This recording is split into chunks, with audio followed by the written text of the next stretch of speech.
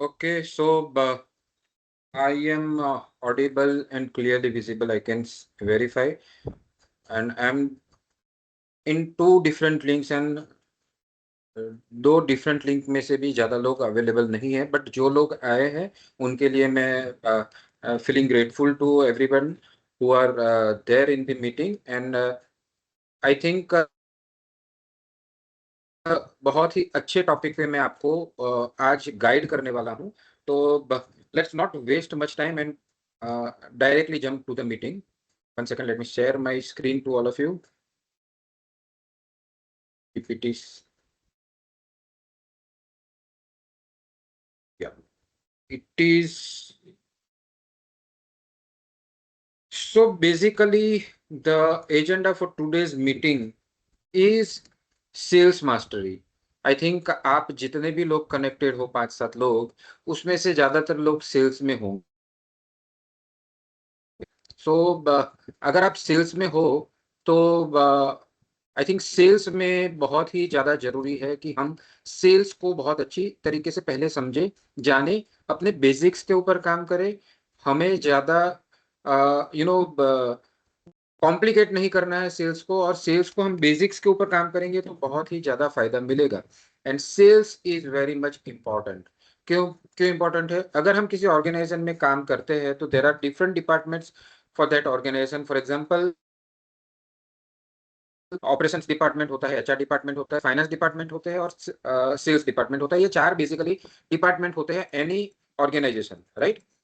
सो वो ऑर्गेनाइजेशन में अगर अगर एक सीएफओ है, सीओओ है, सी मतलब एचआर हेड है, और सेल्स का हेड है, तो उसमें से सीईओ बनने के सबसे ज्यादा चांसेस है जो है वो सेल्स हेड के होते हैं। बिकॉज सेल्स ही अगर नहीं होगी तो कंपनी रन कैसे करेगी? और हम जॉब करते हैं या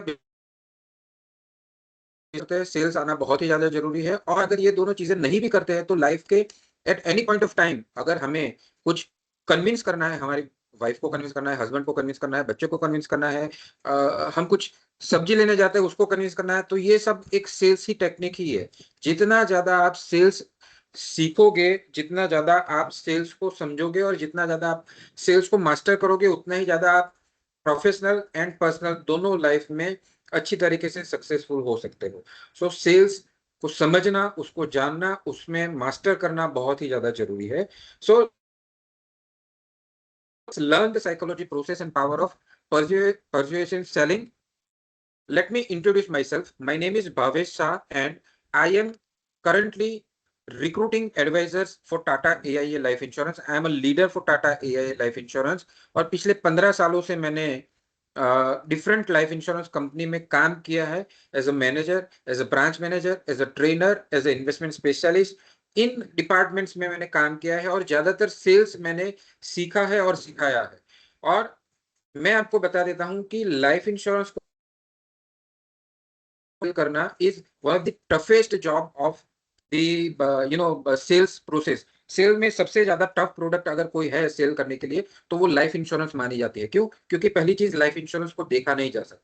हम एक ऐसी चीज सेल करते हैं जहां पे लाइफ इंश्योरेंस को कोई देख नहीं सकता। हम फ्यूचर ड्रीम्स को सेल करते हैं। हम 15-20 साल का एक एसोसिएशन सेल करते हैं, और 15-20 साल के बाद जो मिलने वाली चीज है उसको हम अभी से सेल करते हैं। और कई चीजों में तो वो जो चीज है जो उनको मिलने वाली है, वो मतलब वो देखने के लिए वो अवेलेबल ही नहीं होते हैं।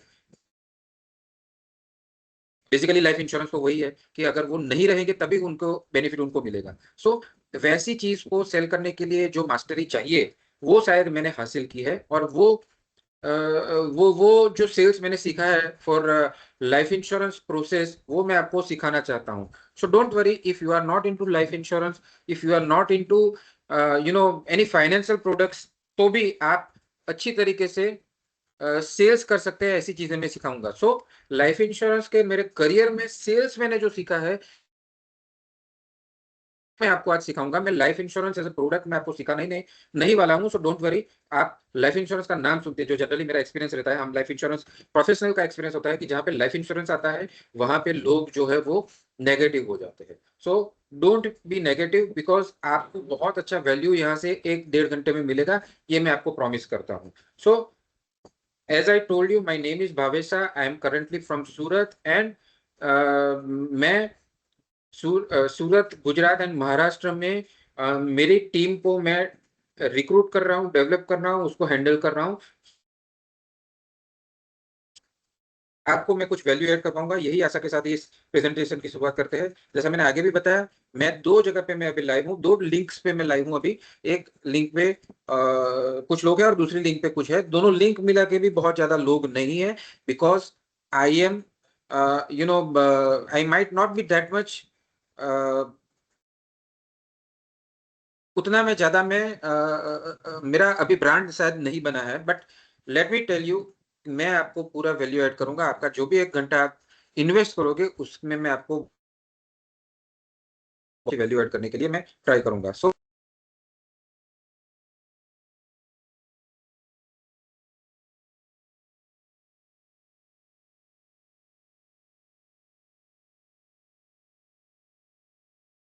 Okay, I was muted by mistake.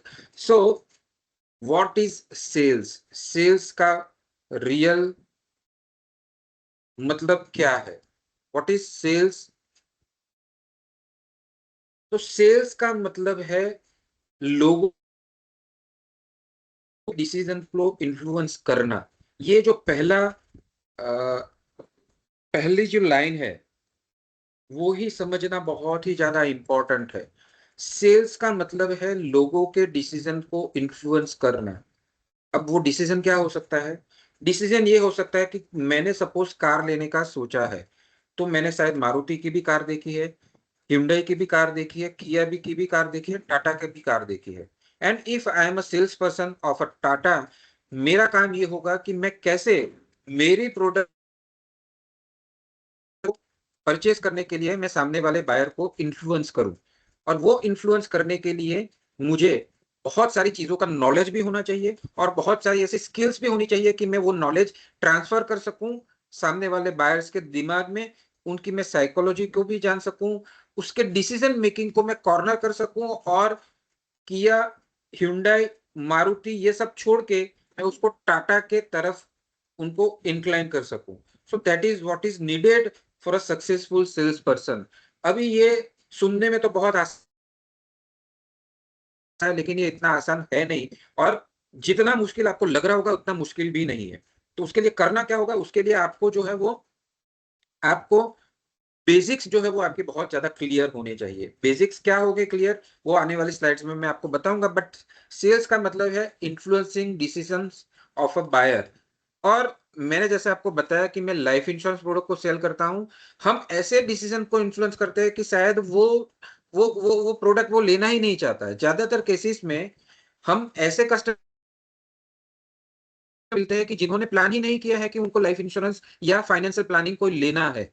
और वैसे चीजों को हम पहले तो कन्विंस करते हैं कि आपको इस चीज की जरूरत है, and then we convert that person to buy our product. So इसलिए लाइफ इंश्योरेंस जो है वो बहुत ही मुश्किल काम है, मैंने आपको पहले बताया। शायद कोई आप ऐसे सेल्स में होंगे जहां पे बायर ने ऑलरेडी डिसीजन बनाया होगा कि मुझे कार लेनी है, मुझे मोबाइल लेना है, मुझे पर्टिकुलर सर्विस लेनी है, वो सब कुछ सोच रखा होगा। और आपका काम केवल होगा कि आपको ओपोनेंट्स को, आपके कॉम्पिटिटर्स को एलिमिनेट करके या उनके कंपटीशन को आपको हटा के आपकी प्रोडक्ट सेल करनी है। लेकिन पहले से उनको ये प्रोडक्ट परचेज करनी है वो आइडिया तो होता ही है। बट लाइफ इंश्योरेंस के केस में वो भी नहीं है। लाइफ इंश्योरेंस के केस में तो शायद उनको वो प्लानिंग ही उसका नहीं है, वो डिसीजन भी हमें क्रिएट करवाना है कि आपको ये प्रोडक्ट लेनी चाहिए। So that's why life insurance sales is very difficult, and that's why we had to master all the psychology of buyer, all the सब प्रोसेस को हमें मास्टर इसलिए करता है। सो एवरीवन सेल्स, मैंने जैसे बताया, एक second, everyone sales,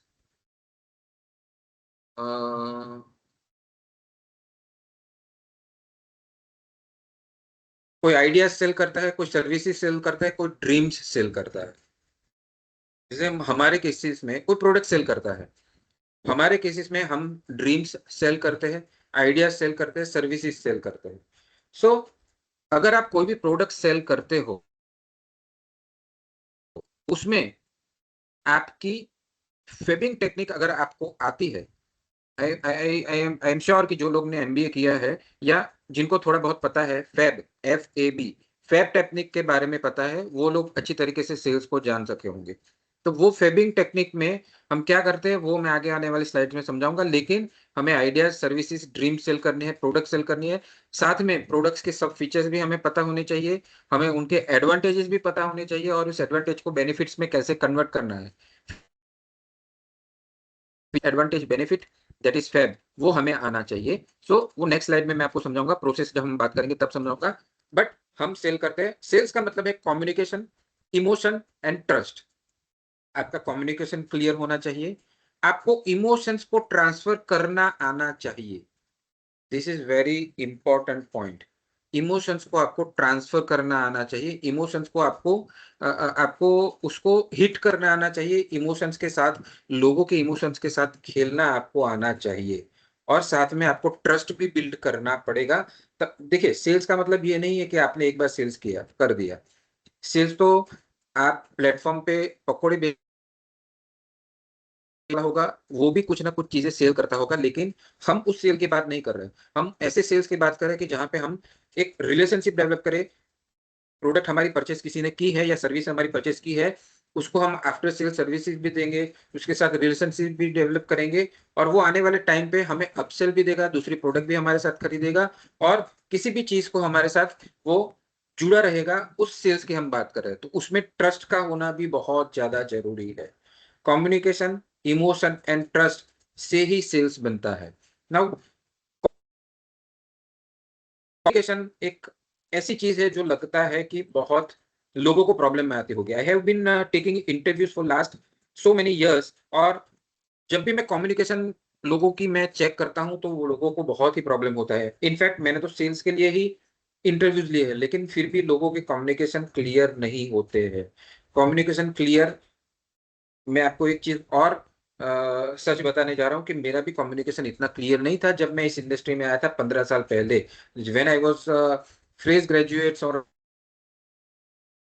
initial career में, I was also not fluently expert into communication, और अभी भी एक्सपर्ट नहीं हूँ, अभी भी मैं लर्निंग स्टेज पे हूँ, बट कम्युनिकेशन मैंने इंप्रूव किया है और कम्युनिकेशन को इंप्रूव किया जा सकता है। कम्युनिकेशन का बेस्ट वे जो है, देखिए कम्युनिकेशन का मतलब ये नहीं है कि आपका वोकैब अच्छा होना चाहिए, आपको वर्ड्स ज्यादा पता होने चाहिए। कम्युनिकेशन का मतलब ये है कि आप अपनी बात सामने वाले आदमी तक अच्छे से पहुंचा पाओ, और कम्युनिकेशन का ये भी मतलब है कि सामने वाला जो बात बोल रहा है या सोच रहा है या अपने आंखों से जो कम्युनिकेट कर रहा है, अपनी फेशियल एक्सप्रेशन जो कम्युनिकेट करता है, उसको आप समझ भी पाओ। Communication is not one way traffic, एक this is not a one way kind of thing. Communication में आपको दोनों चीजें समझनी चाहिए, and listening is also very important part of the communication. So communication बहुत ज्यादा जरूरी है, उसको भी मास्टर करना चाहिए। मैंने काफी सारे लोगों को जो कम्युनिकेशन में इतने ज्यादा क्लियर नहीं थे, उनको मैंने इम्प्रूव कराया है। मैंने उनको लिटरली मिरर के सामने खड़े होके खुद से बातचीत करना भी प्रैक्टिस कराया है, जिनसे उनका कम्युनिकेशन डेवलप हुआ है। And confidence is one of the major part of communication. आपका कॉन्फिडेंस अगर अच्छा होगा तो आप अच्छी तरीके से सामने कम्युनिकेट कर पाएंगे। आपके थॉट्स, आपके माइंड में तो बहुत सारे आइडियाज होंगे, बट अगर आपके पास कॉन्फिडेंस नहीं होगा तो आप अच्छी तरीके से कम्युनिकेट नहीं कर पाएंगे। So without sales nothing moves in the economy. Sales जो है वो बहुत ही ज्यादा इंपॉर्टेंट चीज है, जैसा मैंने आगे भी बताया। सो आगे बढ़ने से पहले, अच्छा, ये स्लाइड में मैं फिर से मैंने जो अभी तक बताया वही बात चीज है। Why selling life insurance in ultimate taste, because no physical product, as I already told you, only trust and promises we sell. Buyers don't see value instantly, क्योंकि वो 10 15 20 साल का कॉन्ट्रैक्ट होता है। Requires emotional intelligence and patience. Emotional intelligence भी होना चाहिए, because we cell dreams. हम ऐसे प्रोडक्ट सेल कर रहे हैं जो उनके बच्चों की एजुकेशन के लिए, उनके बच्चों की शादी के लिए, अपने रिटायरमेंट के लिए, या फिर एक ऐसी चीज के लिए चाहिए जहां पे वो लोग रहें, मतलब in case of absence of customer, वो उनको जरूरत पड़ेगी। तो इमोशनल इंटेलिजेंस भी होना बहुत ज्यादा जरूरी है लाइफ इंश्योरेंस को सेल करने के लिए। And if you can sell life insurance, you can sell anything. So that's why I am, as I already told you, कि मैं जो है वो आपको अच्छी तरीके से सेल्स सिखा पाऊंगा। So if you can sell life insurance, you can sell anything. So यहाँ पे मैं आपको कुछ चीजें बताने चाहता हूं कि अगर, this is the slide, the winning sales mindset. आप कोई प्रोडक्ट सेल करने जा रहे हो, आज जा रहे हो, तो लेकिन अब से 6 महीने तक, पिछले 1 साल में, 2 साल में, 5 साल में, 10 साल में, या बचपन से लेकर अभी तक आपने जो माइंड सेट बनाया है, वो बहुत ही ज्यादा डिपेंड करेगा आपके सेल्स के सक्सेसफुल करियर के लिए। Now what is mind set? Mind set क्या है? अभी देखिए, माइंड सेट का मतलब ये है कि what you think through out the day. एक होता है पॉजिटिव माइंडसेट और एक होता है नेगेटिव माइंडसेट। ये मैं थोड़ा हटके कुछ चीजें बता रहा हूं अभी आपको।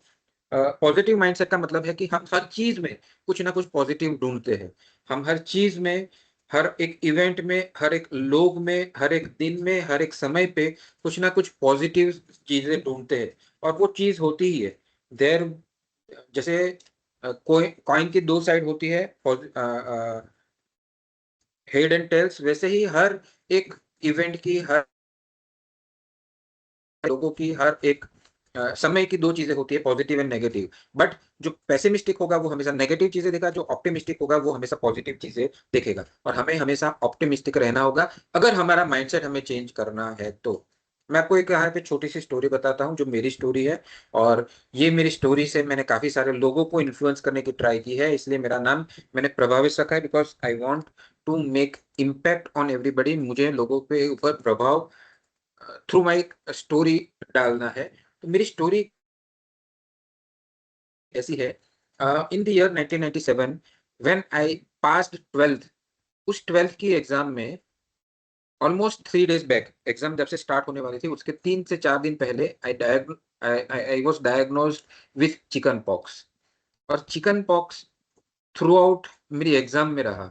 आगे के 3-4 दिन जो क्रुशियल होते हैं वो मैं स्टडी नहीं कर पाया throughout life, sorry, throughout exams. मेरा वो चिकन पॉक्स रहा, and I could not score as per the expectations. मेरे कम से कम 10 से 15% कम आए। I had to compromise with the college, I had to compromise with the stream I chose in engineering. और इन सब कॉम्प्रोमाइज की वजह से मेरा माइंडसेट ऐसा बन गया है कि I am the unluckiest person on this earth. क्योंकि लाखों लोग एग्जाम देते हैं, उसमें से कुछ गिने चुने 0.001% के साथ ऐसी कुछ घटनाएं होती है। और इसलिए ऐसा मेरे साथ हुआ, तो मैं अपने को बहुत ही ज्यादा अनलकी मानने लगा। And the mindset I develop through out my career was of negativity. मुझे ऐसा लगा, जब भी मैं कॉलेज में पढ़ता था, जब भी मैं जॉब करता था, जब भी मैं ये करता था, तो सबकॉन्शियसली मैं ये हमेशा सोचता था कि मैं कुछ भी करूं मेरा कुछ नहीं होने वाला है, बिकॉज मेरा लक ही खराब है, भगवान मेरे साथ नहीं है, ये वो। तो ये सब करके करके करके करके मेरा नेगेटिव माइंडसेट रहा। और just 4-5 years back when I realise, exactly मैं आपको बताऊं तो MS Dhoni movie, one of the favourite celebrity, my you know myth Mahi. तो वो मेरा भी लेजेंड है, मेरा भी आइडियल है। MS धोनी मूवी के दौरान एक सीन आता है जहां पे उसका जब सिलेक्शन नहीं होता है, तो वो अपने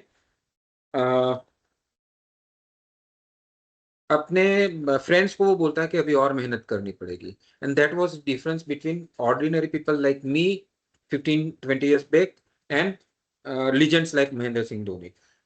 उनके साथ अगर कुछ नेगेटिव होता है तो वो लोग और भी ज्यादा रिगरसली और भी ज्यादा मेहनत से उस काम को करने में पीछे लग जाते हैं, जबकि हमारे जैसे सामान्य लोग क्या करते हैं, उसको एक ढाल बना लेते हैं, एक एक कंफर्ट जोन में आ जाते हैं और उसको एक बहाना बना के कि भाई मेरा तो लक ही खराब है, मेरे साथ तो कुछ अच्छा होगा ही नहीं, मैं मुझे मेहनत ही नहीं कर, वो मेरे हमारे एक्शंस में वो ट्रांसफर होता है and we take half hearted actions. हम एक्शंस अच्छी तरीके से नहीं लेते हैं, जिसकी वजह से हमारा रिजल्ट्स भी अच्छा नहीं आता है। सो FTBA बहुत ही अच्छा एक मितेश खत्री का एक लॉ ऑफ अट्रैक्शन के कोच है मितेश खत्री, उनका एक बहुत ही अच्छा सिस्टम है FTBA। Your feelings, your thoughts, your belief and your action, अगर ये अलाइन हुआ, ये अगर ये लाइन में हुआ, तो आप अच्छी तरीके से आगे बढ़ सकते हो। तो वही है mindset.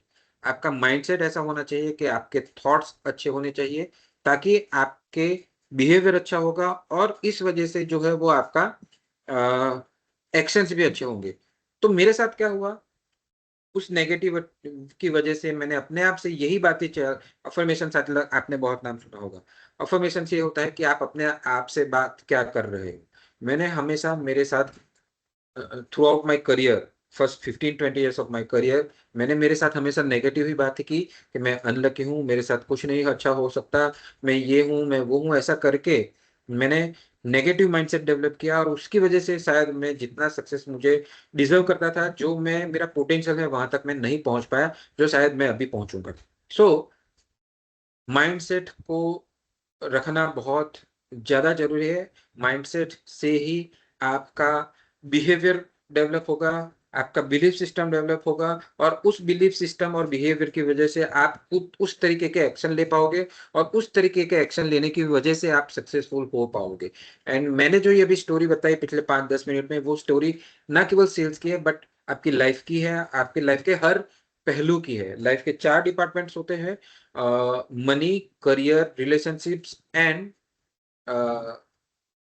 Your money, your career, your relationship and your health. ये 4 डिपार्टमेंट में अगर आपको बैलेंस लाइफ में सक्सेसफुल, हर चारों चीज में सक्सेसफुल अगर होना है, तो आपका माइंडसेट अच्छा होना चाहिए। और माइंडसेट सेल्स के लिए तो बहुत ही ज्यादा जरूरी है। और बैलेंस वे में अगर आप आगे बढ़ोगे, तो आप अच्छी तरीके से लाइफ को एंजॉय कर पाओगे। आप प्रोफेशनली बहुत ज्यादा सक्सेसफुल हो गए और आपके रिलेशनशिप अच्छे नहीं है या आपकी हेल्थ अच्छी नहीं है, तो उसका कोई मतलब नहीं है, ऐसी लाइफ का कोई मतलब नहीं है। तो माइंडसेट बहुत ज्यादा जरूरी है, और सेल्स के लिए तो ये बहुत ही ज्यादा जरूरी है। Sales is 80% psychology and 20% technique. आप 80%, मतलब आप कस्टमर के सामने बैठे हो, वो केवल 20% ही हिस्सा है आपकी सक्सेस का। 80% हिस्सा तो ऑलरेडी आपने अपनी लाइफ में अपना माइंडसेट डेवलप करके किया है। आपने जो साइकोलॉजी आपके अंदर डेवलप की है, वो 80% रोल है, 20% ही खाली टेक्निक है। और वो टेक्निक, ऑफकोर्स वो टेक्निक भी चाहिए, बिकॉज 100% अगर आप नहीं इनपुट दोगे तो आउटपुट भी उतना नहीं आएगा। 20% technique is very much important, but साथ में 80% साइकोलॉजी भी बहुत ज्यादा जरूरी है। ऐसे बहुत सारे सेल्स पर्सन को मैं जानता हूँ कि जो टेक्निकली बहुत ही ज्यादा होशियार है, उनको बहुत ही ज्यादा नॉलेज है, वो बहुत ही ज्यादा अगर क्लासरूम में बिठाया जाए तो सबसे ज्यादा आंसर, सबसे सही आंसर वो ही देंगे, बट जब परफॉर्मेंस की बारी आए तो वो इतने ज्यादा सक्सेसफुल नहीं होते हैं। तो 80% साइकोलॉजी, 20% टेक्निक होती है। 80-20% का रूल जो है ना, वो हर जगह होता है। आपके 80% एफर्ट्स आपको 20% रिजल्ट देंगे, और आपके 20% रिजल्ट एफर्ट्स आपको 80% रिजल्ट देके जाएंगे। सपोज आप सेल्स में हो, आपके शायद 100 में से 20 कस्टमर ऐसे होंगे जो आपको 80% बिजनेस देते होंगे, और 80% बिजनेस कस्टमर ऐसे होंगे जो आपको केवल 20% बिजनेस देते होंगे। लेकिन प्रॉब्लम यह है कि हमें पता नहीं है कि वो 20% कौन है, वो डिफाइंड नहीं है, इसलिए हमें 100% मेहनत तो करनी ही पड़ेगी। तो इसी तरीके से हमें साइकोलॉजी और टेक्निक दोनों पे काम करना है, बट साइकोलॉजी बहुत ज्यादा बड़ा रोल प्ले करती है। और उसके लिए आपको at every point of time आपको ये जैसे अभी भी कुछ लोग मीटिंग में ज्वाइन हुए थे और 10-15 मिनट में निकल गए। क्यों? क्योंकि इतने ज्यादा लोग नहीं है, तो उन्होंने परसेप्शन लगा दिया कि होगा ही नहीं, अच्छा नहीं होगा, इसकी वजह से वो लोग निकल गए। सो ये साइकोलॉजी है। You can't develop patience in your self, तो ये होगा ही नहीं। साइकोलॉजी, आजकल की साइकोलॉजी क्या है? 20%, 20 मिनट पिज्जा डिलीवरी, 20 सेकंड्स की रील, और ये सब के चक्कर में 2 मिनट की मैगी चाहिए, सबको जल्दी जल्दी चाहिए, और इसके लिए लोग पेशेंस नहीं डेवलप कर रहे हैं, और इसकी वजह से जो है वो लोगों का साइकोलॉजी जो है वो खराब हो रहा है। Now focus on helping and not closing.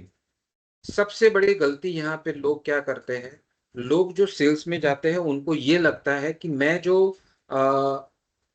ये सेल्स कॉल पे बैठा हूँ, ये जो सेल्स मीटिंग में बैठा हूँ, अगर वो क्लोज हो जाएगा, अगर मुझे सेल्स मिल जाएगा, तो मेरा आज का दिन सफल हो जाएगा, मुझे इतना कमीशन मिलेगा, या मुझे आज बॉस से डांट नहीं पड़, या मेरा ये टारगेट खत्म हो जाएगा।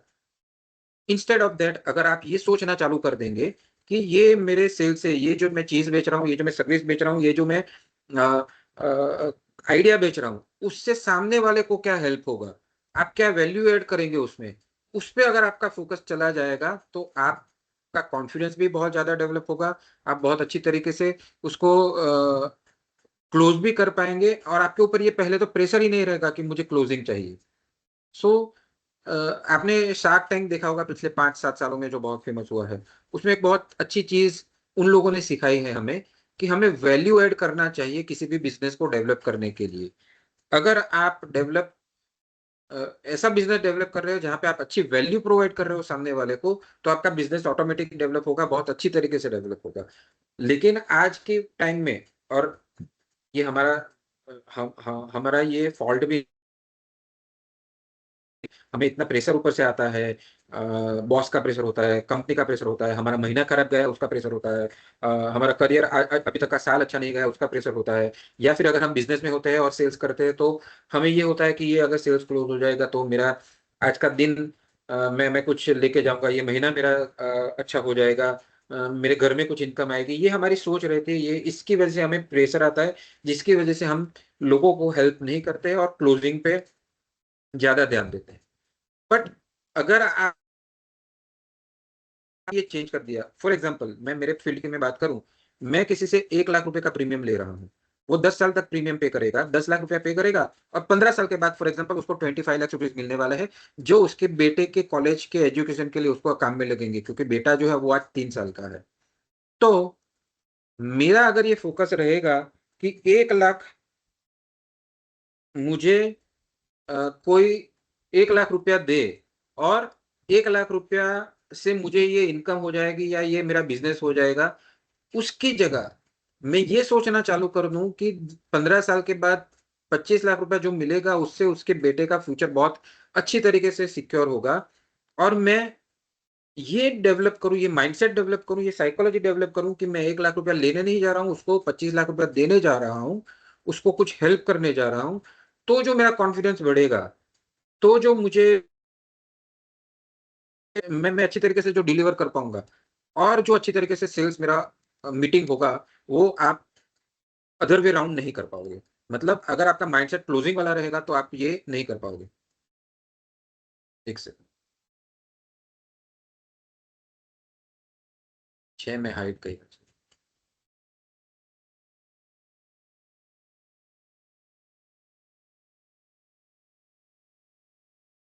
तो अगर आपका माइंडसेट हेल्पिंग का रहेगा, क्लोजिंग का नहीं रहेगा, तो आपका सेल्स जो है वो बहुत अच्छी तरीके से क्लोज होगा। आपको क्लोजिंग पे फोकस नहीं करना है, और वैसे भी कहा जाता है, जिस चीज पे आप you know constant consciously focus नहीं करते हैं, वो चीजें आपको सामने से मिलती है। फोकस तो होना ही चाहिए, हमारा फोकस प्रोसेस पे होना चाहिए, आउटपुट पे बिल्कुल भी नहीं होना चाहिए।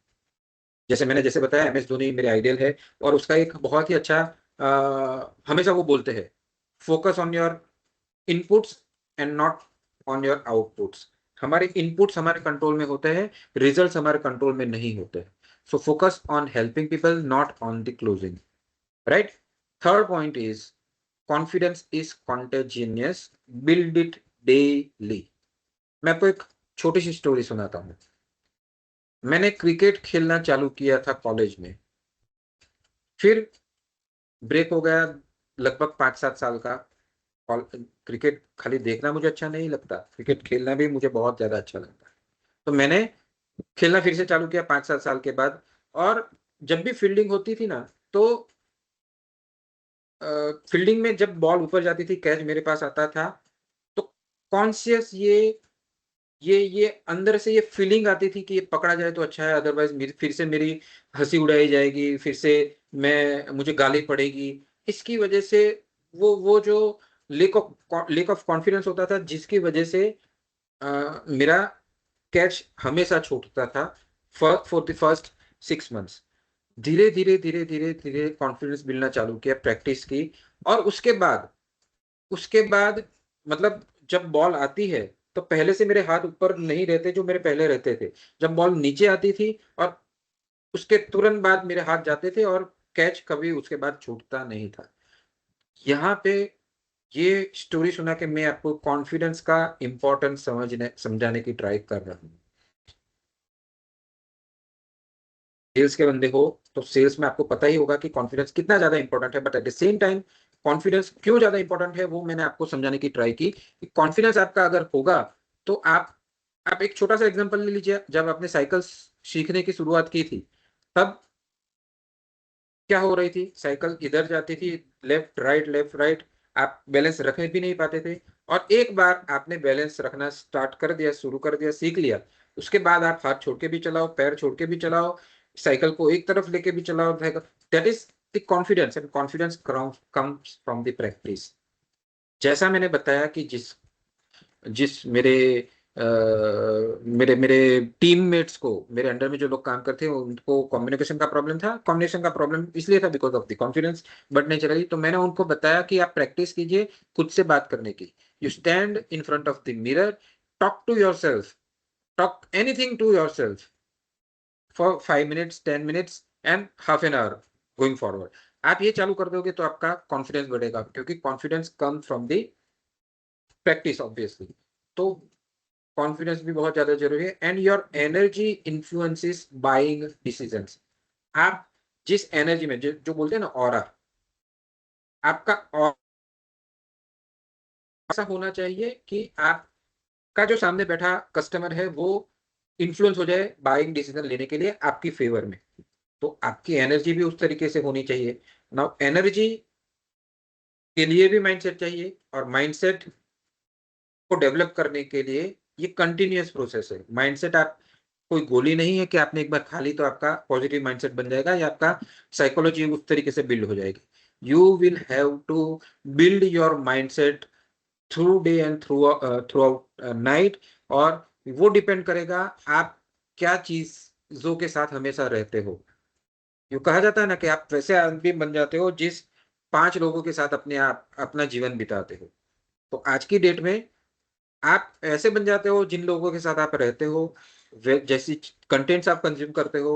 आपकी रील का फीड देख के आपको मैं बता सकता हूँ कि आपका माइंडसेट कैसा होगा। What do you consume? आप कोई फालतू की टाइम पास हंसी वाली रील्स देख रहे हो, या कुछ सीखने वाली रील्स देख रहे हो? अगर रील्स देख रहे हो, या कितना टाइम उसके ऊपर डिपेंड करो। तो वो चीजें, आपकी बुक्स पढ़ रहे हो या नहीं पढ़ रहे हो, कौन सी बुक्स पढ़ रहे हो, आप मूवीज कौन सी देखते हो, मूवीज में से आप क्या सीखते हो, and all this stuff build your character and your mindset. और ये माइंडसेट होना बहुत ज्यादा जरूरी है पॉजिटिव, अगर आप सेल्स में सक्सेसफुल बनना चाहते हो तो। So sales mindset is important. The psychology of buying, अभी हमने हमारे ऊपर बात की। अब सामने वाला कस्टमर की साइकोलॉजी क्या होगी, वो क्यों आपकी प्रोडक्ट बाय करेगा, उसके लिए हमें सामने वाली लोगों की साइकोलॉजी को भी समझना जरूरी है। हमारे कस्टमर की भी साइकोलॉजी को समझना जरूरी है। और वो साइकोलॉजी को असर करने वाले कुछ जो पॉइंट्स है वो मैं आपको समझाना चाहता हूँ कि people don't by products, they bye emotions. लोग प्रोडक्ट सेल नहीं करते हैं, लोग इमोशंस को बाय करते हैं। एक मैं यहाँ पे एग्जांपल कोट करना चाहूंगा। हमारे लाइफ इंश्योरेंस के सेक्टर में भरत पारेख करके नागपुर के बहुत बड़े एडवाइजर हैं, बहुत बड़े एजेंट है, साल के 5-10 करोड़ रुपया वो अर्न करते हैं, एलआईसी के एजेंट है। ना उनका बचपन से, मतलब जब से उन्होंने करियर स्टार्ट किया है, at the age of 15-20 years उन्होंने करियर स्टार्ट कर दिया था, तब से वो क्या करते हैं, दे गो टू स्मशान घाट्स। स्मशान घाट्स पे वो जाते हैं, जिन लोगों के परिवार में कोई नहीं रहता है उनको अपना कार्ड्स देते हैं।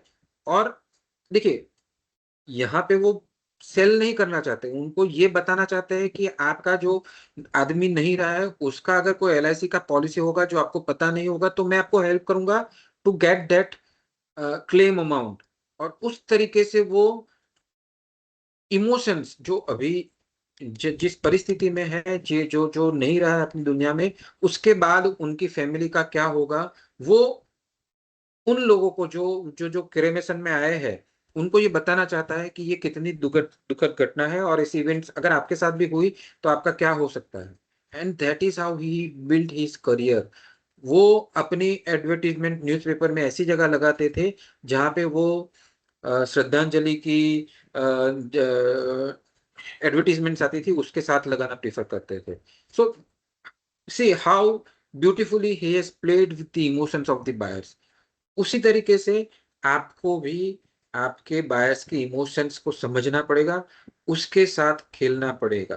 Because people don't by products, they bye emotions. और इमोशंस बाय करने के लिए आपको उनके साथ रिलेशनशिप्स डेवलप करनी पड़ेगी। आपको केवल प्रोफेशनल बातें नहीं करके, आपका सपोज, मैं मेरा ही एग्जांपल लेके समझाना चाहूंगा। मैं लाइफ इंश्योरेंस बेचने जाता हूँ, फॉर एग्जांपल मैं कोई टेक्सटाइल के व्यापारी से मिलने गया, तो मैं उसके प्रोडक्ट्स को भी मैं नॉलेज लेने की ट्राई करूंगा, और मैं उसको उनके बिजनेस में कुछ हेल्प कर पाऊं उसके लिए भी ट्राई करूंगा। And that is how we build relationships. Relationship develop करने के लिए हमें लॉन्ग टर्म उसके साथ, हो सकता है कि आज मैं जो उसके साथ मीटिंग कर रहा हूँ आज वो प्रोडक्ट ना ले, लेकिन आने वाले टाइम पे वो प्रोडक्ट ले, अगर मैंने वो रिलेशनशिप डेवलप किए हैं तो। मेरे सभी टीम मेंबर्स की या कस्टमर्स की बर्थडेट्स, एनिवर्सरी, उनके फैमिली के लोगों की बर्थडेट्स मैं लिख के रखता हूँ। और हर दिन, हर मंथ की शुरुआत में मैं उनकी बर्थडेट्स को नोट कर लेता हूँ कि इस महीने में किसकी किसकी बर्थडे आने वाली है, और उनको विश करता हूँ। Even every day in the morning I check my Facebook, और उसमें मैं नोटिफिकेशंस में जाता हूँ, उसमें बर्थडे सेक्शंस में जाता हूँ। जो भी मेरे बर्थडे, जो भी मेरे फ्रेंड्स की बर्थडे होती है आज के दिन में, तो मॉर्निंग में every day I wish them. अगर वो कोई ग्रुप में होगा तो उस ग्रुप में मैं डालता हूँ कि भाई हैप्पी बर्थडे टू सचिन और happy birthday to Brijesh. And उस तरीके से मैं करता हूँ। और एक बार मेरे फ्रेंड ने मुझे बोला कि इतनी बर्थडे तुझे कैसे याद है, तो उसने ग्रुप में ही पूछा।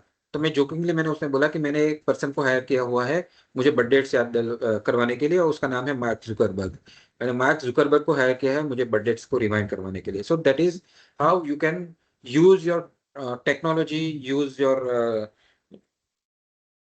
अपनी जो भी आपके पास रिसोर्सेज है उसको यूज करके आप रिलेशंस को बिल्ड करने का ट्राई कर सकते हो। और बहुत ही इजी है ये सब। ऐसी चीजें मैं आपको बता रहा हूँ जो बहुत ही कॉमन है, बहुत ही बेसिक्स है, और जिसके आपको बहुत ज्यादा बेनिफिट होंगे। But the problem is common things are not that common to practice, है ना।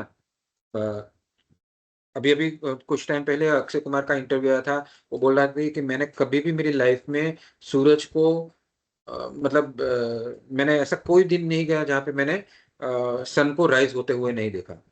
सनराइज से पहले वो हमेशा उठ जाने वाले आदमी है 60 साल से अभी तक। ये बहुत ही ज्यादा कॉमन चीज है, हम सबको ये पता है कि ऐसा करने से हेल्थ हमारी अच्छी रहेगी, लेकिन हम फिर भी नहीं करते because common things are not very common to execute. तो इसलिए ये कॉमन चीजें आप इम्प्लीमेंट कर दोगे तो आपको बहुत अच्छा रिजल्ट मिलेगा। बोरिंग है, बोरिंग है, लेकिन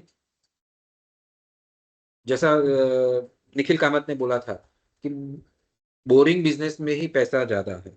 आपको फैंसी बिजनेस में इतना पैसा नहीं मिलेगा, बोरिंग काम करने में ही आपको ज्यादा फायदा होगा। तो ये बोरिंग काम है, उसको मास्टर कर लीजिए, आपको इजी काम आसानी से मिलता रहेगा। So buying is emotional not logical. Logical नहीं है, ये इमोशनल डिसीजन है। लॉजिकल ऑफ कोर्स आपका प्रोडक्ट ऐसा टेक्निकल है तो लॉजिकल पार्ट्स भी होगा, लेकिन ज्यादातर इमोशनल है। बाइंग डिसीजन जो है वो इमोशनल है। और खास करके हमारे जैसे प्रोडक्ट्स में, लाइफ इंश्योरेंस हो गई, कोई फाइनेंशियल प्रोडक्ट्स हो गई, वहां पे तो 80% 90% इमोशनल है। लॉजिकल केवल 10-20% ही है। ट्रिगर इमोशंस क्या होते हैं? Security, pride, care, create urgency ethically. हमें अर्जेंसी भी क्रिएट करनी है एथिकली। डिसीजन अगर कोई लेना चाहता है, वो बोलता है कि नेक्स्ट मंथ लूंगा या 15 दिन के बाद लूंगा, तो वो कब आज ले, उसके लिए आपको अर्जेंसी क्रिएट करनी पड़ेगी। दैट माइट बी उनका बर्थडे अगर आ रहा है तो प्रीमियम बढ़ जाएगा, या फिर हमारे खुद के प्रोडक्ट्स के रेट चेंज होने वाले हैं। ये तो झूठ बोल के वो नहीं करना है। एथिकली आप कैसे अर्जेंसी क्रिएट करके उसके डिसीजन को पोस्टपोन होने से बचा के आज के आज डिसीजन ले करवाओ, वो भी आपको ध्यान में रखना पड़ेगा। So here comes the most important slides of this presentation, और वो है सेल्स प्रोसेस। ठीक है, लेकिन ये सेल्स प्रोसेस को समझने से पहले कुछ चीजें मैं बताना चाहता हूँ। सो अभी तक हमने देखा कि माइंडसेट बहुत ज्यादा जरूरी है। माइंडसेट को डेवलप करते रहना, माइंडसेट को हमें डेवलप करते रहना, जिसमें कॉन्फिडेंस भी आ गया, पॉजिटिव थिंकिंग भी आ गया, कम्युनिकेशन स्किल भी उस माइंडसेट से डेवलप हमारी होगी। थिंकिंग लेवल हमारा कि हमें क्लोजिंग पे फोकस नहीं करना है, हमें हेल्पिंग पे फोकस करना है, वैल्यू एडिशन क्रिएट करनी है। हमारे एक्शंस भी उस तरीके से होने चाहिए, हमारा एनर्जी लेवल भी उस तरीके का होना चाहिए। उस ये सब माइंडसेट से होगा।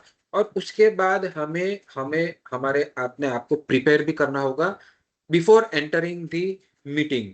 हमारा जो आधे घंटे का 1 घंटे का जो मीटिंग होगा, जिसमें हम एक्चुअली हमारी सेल्स की कॉल करेंगे, उससे पहले हमें कुछ प्रिपरेशन भी करना होगा। तो वो प्रिपरेशन क्या है? तो you should be looking very professional in terms of your dressing, in terms of your looks. आपके दाढ़ी बड़ी होनी चाहिए, अनइवन होगी, या बाल आपके बिखरे हुए होंगे, या you you you might not be smelling that much good. ये सब चीजें अगर आप ध्यान नहीं रखोगे, तो सामने वाले को आप कितना भी नॉलेज इम्प्लांट कर लो, लेकिन वो नेगेटिव इंप्रेशन अगर आपकी हो जाएगी तो आपका सेल्स क्लोज नहीं होगा। तो क्या क्या हमें ध्यान में रखना है बिफोर एंटरिंग द मीटिंग? आपका ड्रेसिंग प्रोफेशनल होना चाहिए। आप परफ्यूम लगा के होने चाहिए। आप छोटा सा परफ्यूम का बॉटल अपनी बैग में, अपनी कार में रख सकते हैं, जो आप हर मीटिंग के जाने से पहले आप यूज कर सकते हो। आपका ड्रेसिंग, आपका हेयर स्टाइल, आपका शेविंग, ये सब भी क्लियर होना चाहिए। You should be having enough of material with you. आपको जो समझाना है वो आपके पास होना चाहिए। उसका ब्रोशर्स, उसके एडजॉइनिंग डॉक्यूमेंट्स, उसको समझाने के लिए आपको जो भी चीजें चाहिए वो। कई बार कैसा होता है कि कुछ लोग ऐसे आते हैं कि जो पेन भी जो है वो सामने वाले कस्टमर से मांगते हैं। तो ये चीज, ये कॉल आपका कभी भी क्लोज नहीं होगा। सपोज मैं मेरे किसी टीममेट्स के साथ जाता हूँ और उनके पास पेन नहीं होती है, और वो सामने वाले कस्टमर के पास पेन मांगता है, और ये मैंने मार्क कर लिया, तो मैं उसको गारंटी के साथ बोलता हूँ कि ये मीटिंग तुम्हारी 100% क्लोज नहीं होगी। क्योंकि आप एक ऐसी चीज बेच रहे हो जो आपको 15-20 साल तक उनको सर्विस देनी है, और सर्विस देने के बजाय आप पेन भी अगर सामने वाले की मांग रहे हो, तो फिर what impression you implanted to that person or buyer? तो ये नहीं होगा। आपके पास बैग अच्छी होनी चाहिए, उसमें आपकी सब किट होनी चाहिए जो आप सेल्स में यूज करने वाले हो। आप थोड़ी ब्रीदिंग कर लो मीटिंग रूम से एंटर होने से पहले, ताकि आपका कॉन्फिडेंस बढ़े। आप अपने आप को थोड़ा पॉजिटिविटी में डालने के लिए अपने आप से थोड़ी बातचीत कर लो कि अ, देखिए, बहुत सारी चीजें होती है। जब आप कोई मीटिंग रूम में एंटर होते हो, तब आप कोई ऐसी चीजें याद कर सकते हो जो पास्ट में आपको सक्सेसफुल आपका रहा होगा। उसको याद करके अपने आप को मोटिवेट कर सकते हो कि यू कैन डू एनीथिंग। आप बहुत अच्छी तरीके से इसको भी आप क्लोज कर सकते हो। वो चीजें अगर आप डेवलप करोगे, वो चीजों के साथ, वो इमोशंस के साथ, अपने आप में वो इमोशंस के साथ अगर आप अंदर जाओगे, तो आपका परफॉर्मेंस कुछ अलग लेवल का ही होगा। तो ये सब चीजें भी ध्यान में रखना बहुत ज्यादा जरूरी है। तो मैंने जैसे बताया, आपके लुक्स अच्छे होने चाहिए, आपकी पर्सनैलिटी अच्छी होनी चाहिए, आपका सेल्स का जो भी मटेरियल है वो आपके पास होना चाहिए। आपके पास अच्छा, दूसरी चीज़ आपको आपके बायर का बैकग्राउंड स्कोर पहले से पता होना चाहिए। फॉर एग्ज़ाम्पल मैं जब भी किसी से मिलने जाता हूँ, तो मैं ट्राई करता हूँ कि अगर वो अननोन व्यक्ति है, तो मैं पहले फ़ेसबुक पे देख लेता हूँ उसके, अगर प्रोफ़ाइल आजकल तो लॉक रहती है, पहले इतनी ज़्यादा लॉक नहीं रहती थी। अगर ओपन होती है तो इंस्टा या फ़ेसबुक पे मैं देख के ये पता कर सकता हूँ कि उनके शौक क्या-क्या है, वो उनको घूमने का शौक है भी या नहीं है, उनकी फैमिली मेंबर्स कितने हैं, ताकि मैं ये पता कर पाऊँ कि उसको क्या प्रोडक्ट्स मैं सेल कर पाऊँ, चाइल्ड प्लान कर पाऊँ या उनकी एज क्या हो सकती है। उसके कॉमन मेरे और उनके कॉमन फ्रेंड्स कौन-कौन से हैं, वो मैं देखने की ट्राई करता हूँ, ताकि मैं जब मीटिंग में बैठूँ तो उनका रेफरेंस लेके एक अच्छी इंप्रेशन भी क्रिएट कर सकता हूँ, और हो सके तो मैं वो कॉमन फ्रेंड को पहले से ही मैं फ़ोन कर लूँ कि मैं तुम्हारे ये फ्रेंड को मैं मिलने जा रहा हूँ, and if needed you will have to help me. और इस तरीके से मैं पूरा प्लानिंग करके जाता हूँ। और ये करने से ऐसा कहा जाता है ना कि if you have 10 hours to cut a tree, I will spend 9 hours for making my axe. मैं मेरी कुल्हाड़ी को घिसने में, बनाने में, उसको शार्पन करने में मैं 9 आवर्स लगा दूँगा, अगर मुझे 10 घंटे मिले हैं तो। That is the power of preparation. आपको प्रिपरेशन जितनी अच्छी आपकी होगी, उतना अच्छा आप परफ़ॉर्म कर पाओगे। सचिन तेंदुलकर, विनोद कांबली, सबको पता है, दोनों क्लासमेट्स थे, दोनों फ्रेंड्स थे, दोनों एक ही स्कूल में थे। दोनों सेम लेवल पे, even Vinod Kambli was more talented in the sense skill wise, उसकी ज़्यादा स्किल्स अच्छी थी तेंदुलकर से भी ज़्यादा। बट द डिफरेंशिएटर क्या था? फ्रॉम वेस्ट इंडीज टूर वो बाउंसर खेल नहीं पाया, अगर सचिन तेंदुलकर, तो उन्होंने कंटिन्यूअसली बिना खाए बिना रुके 2.5 दिन तक, मतलब जो 3-4 घंटे की नींद उसी जगह पे, प्रैक्टिस के बाजू में जो रूम था वहीं पे लेता था, और 2.5 दिन तक कंटिन्यूस प्रैक्टिस की उसने बाउंसर को टैकल करने की। Eight the same time Vinod Kambli was enjoying somewhere else. तो ये है प्रिपरेशन का पावर। तो आपकी भी प्रिपरेशन इस तरीके की होनी चाहिए कि आप जो है वो अच्छी तरीके से उसको हैंडल कर पाओ। सो प्रिपरेशन भी आपकी अच्छी होनी चाहिए before before entering the room. उसके लिए मैंने क्या-क्या करनी चाहिए, वो आपको मैंने बताया। ये चीज़ें बहुत ही ज़्यादा कॉमन है, बहुत ही ज़्यादा बेसिक्स है, लेकिन बहुत ज़्यादा इग्नोर करते हैं लोग, जिसकी वजह से बहुत ही ज़्यादा लोग प्रॉब्लम में फँसते हैं। Now come the main half an hour of our actual meeting. अब हम मीटिंग रूम में एंटर होते हैं किसी भी कस्टमर को मिलने के लिए, किसी भी बायर को मिलने के लिए, किसी भी सेल्स कॉल के ऊपर से किसी भी सेल्स मीटिंग में। तो वो आधे घंटे में हम क्या-क्या करते हैं, वो मैं आपको आने वाले 10 से 15 मिनट में समझाऊँगा, और ये आने वाला 10-15 मिनट जो है वो बहुत ही ज़्यादा इम्पोर्टेंट है। तो let's take a quick break of 5 minutes only, 5 minute के ब्रेक लेते हैं, उसके बाद हम फिर से यहाँ पे आते हैं। 5 मिनट के बाद मिलते हैं।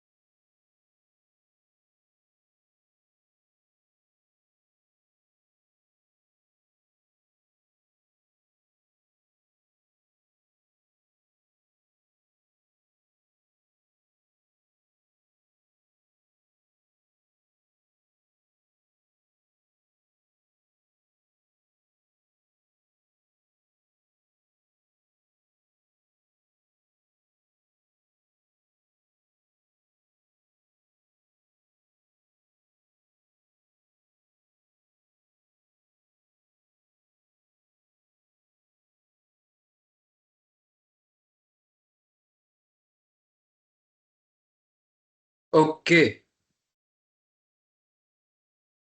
so here comes 5 step sales process. Basically मैं ये 6 स्टेप सेल्स प्रोसेस बोलता था, लेकिन ये फर्स्ट जो है वो स्टेप नहीं है, वो कॉमन चीज है. So let's I had make it 5 step sales process. So first step is,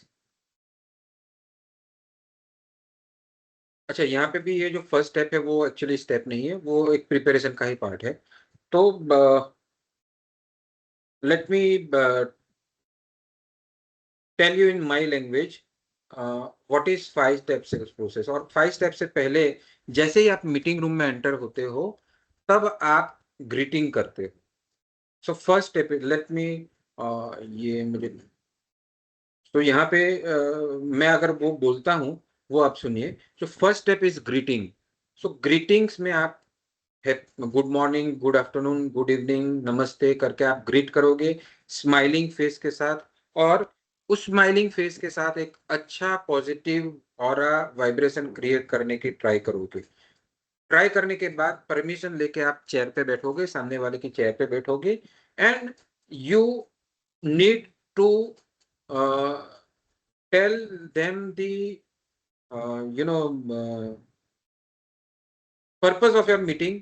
और कि कैसे आपने, जैसे जैसा हमारी कल बात हुई थी, फलाने सर ने आपका नंबर दिया था, हम जैसे ईमेल पे हमारा कम्युनिकेशन हुआ था, तो उस चीज के लिए मुझे मिलना था.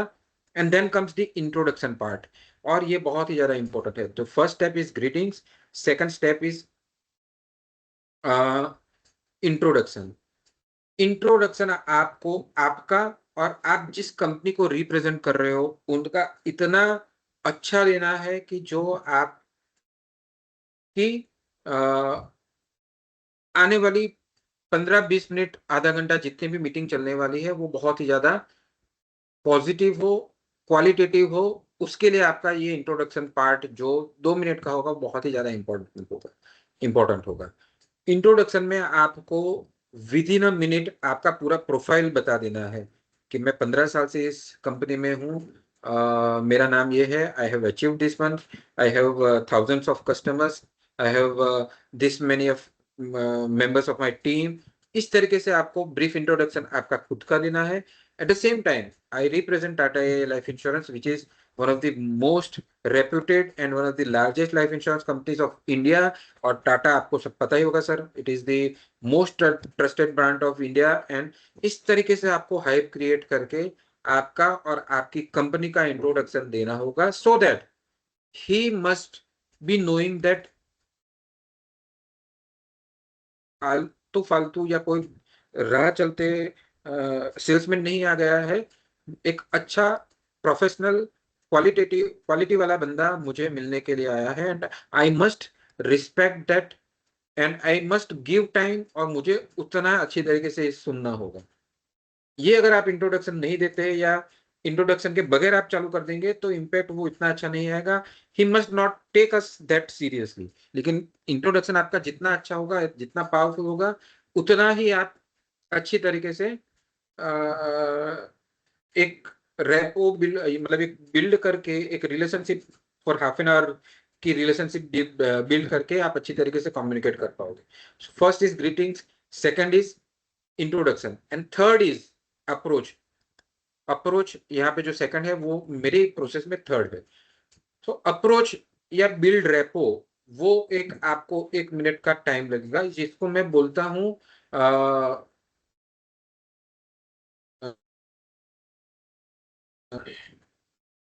आइस ब्रेकिंग का 1 मिनट आपको रखना चाहिए. 2 मिनट, 1 मिनट, 2 मिनट रखनी चाहिए. उसमें आपको कुछ ऐसी चीजें करनी पड़ेगी. ये 1-2 मिनट है ना, वो बहुत ही आर्टिस्टिक 1-2 मिनट है. ये जो सेकंड रेपो बिल्डिंग वाला जो पॉइंट है ना, वो बहुत ही आर्टिस्टिक है, और उसको आपको मास्टर करना पड़ेगा.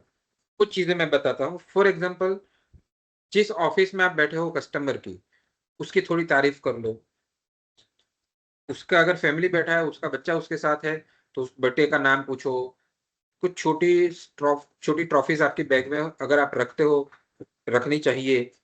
खास करके मैं लाइफ इंश्योरेंस की प्रोडक्ट की मैं बात कर रहा हूँ, तो आपने कुछ ट्रॉफी दे दी उसको, बच्चे को, या फिर आपने उसके साथ थोड़ी बातचीत करके, उसके बिज़नेस के बारे में बातचीत करके, उसके लोकेलिटी के बारे में बात करके, उसके समाज के बारे में बातचीत करके कुछ आपने पहचान निकाल ली, कि आपकी बिल्डिंग में ये जो रहते हैं,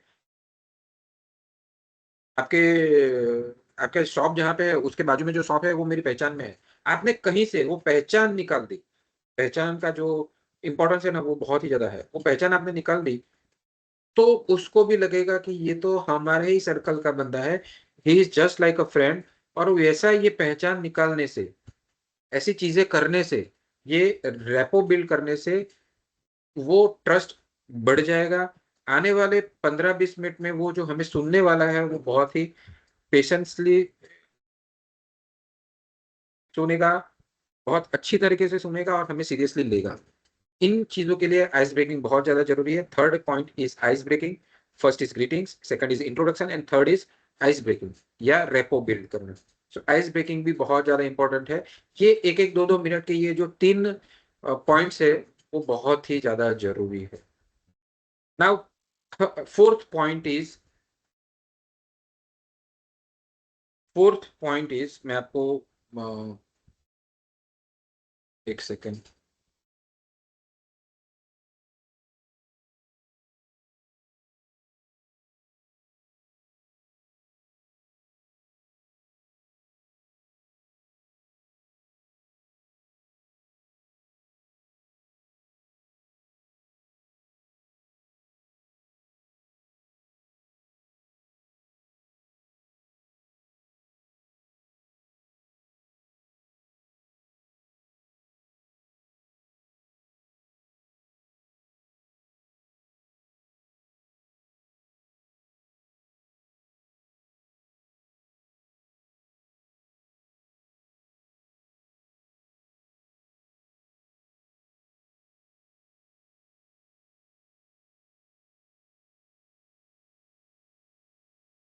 न नाउ द फोर्थ पॉइंट मैं ये दूसरी जगह लिख रहा हूँ ताकि मैं आपको समझा सकूँ।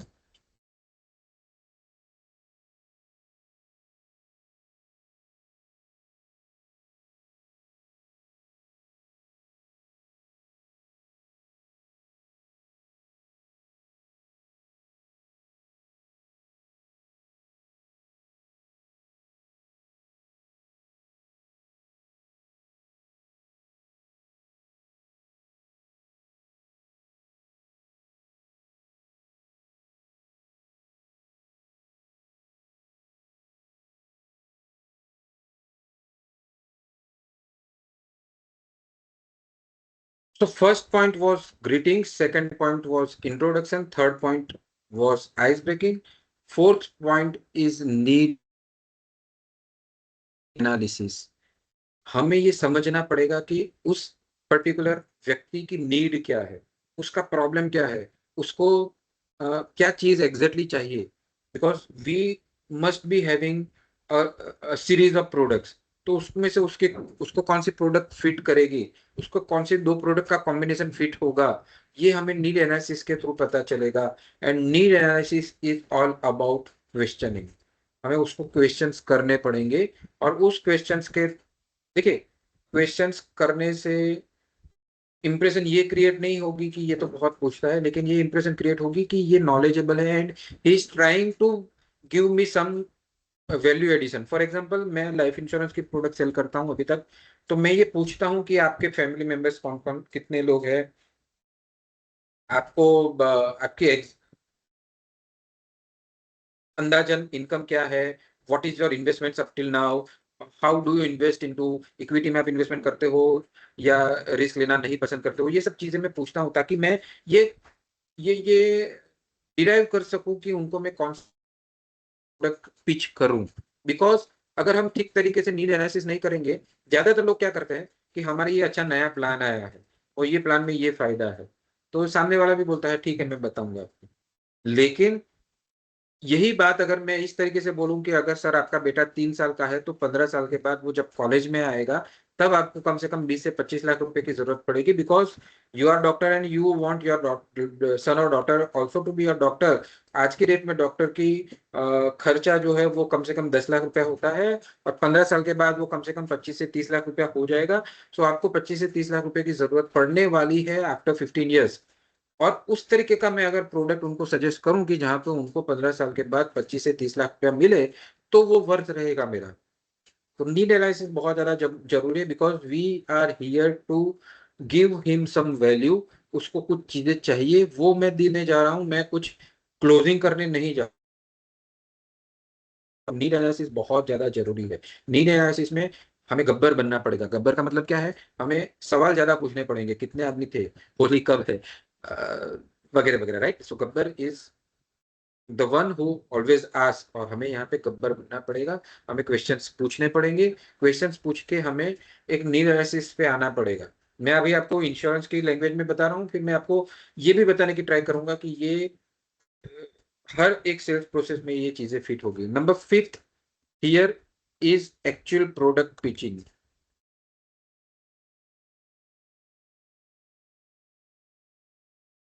जैसा मैंने बताया कि कुछ नीड एनालिसिस के बाद मुझे पता चलेगा कि उसको बेटे के एजुकेशन के लिए पैसा चाहिए, बेटे की शादी के लिए पैसा चाहिए, उसने रिटायरमेंट के लिए चाहिए, या किस पर्पस के लिए चाहिए।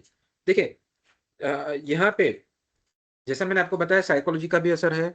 सपोज मैं एक मारवाड़ी या एक ट्रेडिशनल फैमिली में गया हूं, और मैं जिस कस्टमर के सामने, जिस प्रोस्पेक्ट के सामने बैठा हूं, उसकी बेटी है, तो मैं हायर एजुकेशन को ज्यादा पिच ना करते हुए शादी के लिए पिच करूंगा। Because I might be knowing, मुझे ये पता होगा, because of my experience, because of what I have studied, because of what I have experience, कि अगर वो मारवाड़ी फैमिली से है तो उनको बेटी, और अगर उनकी बेटी है तो बेटी की पढ़ाई से ज्यादा उनको चिंता होगी उनकी शादी के लिए, क्योंकि वो शादी में खर्चा भी ज्यादा होगा, कुछ देने का भी ये होगा। यहाँ पे मैं कोई एथिकल्स की बात नहीं कर रहा हूँ, मैं यहाँ पे एक्चुअल प्रॉब्लम्स को सॉल्व करने की बात कर रहा हूँ, इसलिए ये मैं बोल सकता हूँ।